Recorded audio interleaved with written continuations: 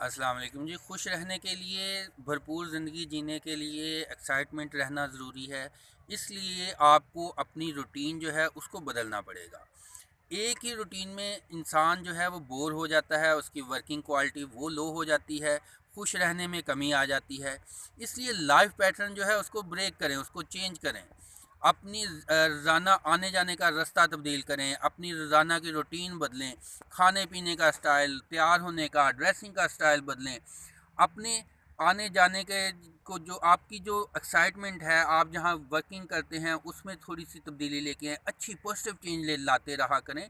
उससे क्या होता है कि बोरियत नहीं आती और एक ख़ास किस्म का जो है माइंड में जो है एक ख़ास किस्म का हार्मोन पैदा होता है, जिससे आपकी वर्किंग क्वालिटी बेहतर होती है और खुशी पैदा होती है।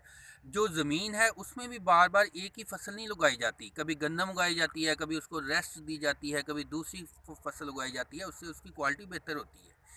लिहाजा आप भी अपना जो है स्टाइल जो है उसको चेंज करते रहा करें, पॉजिटिव चेंजेस लाते रहा करें, कोई ना कोई तब्दीली लाते रहा करें।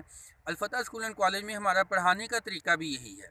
हम बच्चों को नई से नई एक्टिविटी देते हैं जिससे उनमें एक्साइटमेंट पैदा होती है। माइंड जो है उसमें एक्साइटमेंट से माइंड तेज़ काम करता है, वर्किंग क्वालिटी बढ़ जाती है और बच्चे खुश भी रहते हैं, तंदुरुस्त व तवाना भी रहते हैं और उनमें ग्रोथ तेज़ी से आती है।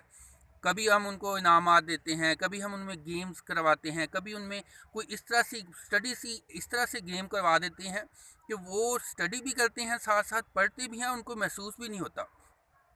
लिहाजा आप भी अपनी लाइफ में, अपनी स्टडी की लाइफ में स्टूडेंट्स हैं तो फिर भी अपने पढ़ने का अंदाज़, कभी बैठ के, कभी खड़े होके, कभी वॉक करते हुए, कभी ऐसे माइंड को रिलैक्स करते हुए पढ़ा, कभी माइंड में रिवाइज कर लिया, कभी अपने आप को एक टारगेट दिया, इतना काम ख़त्म करेंगे फिर ये हम एक्साइटमेंट करेंगे, ये हमें ब्रेक मिलेगी, हम ये चीज़ जो है अचीव करने के बाद ये सेलिब्रेट करेंगे।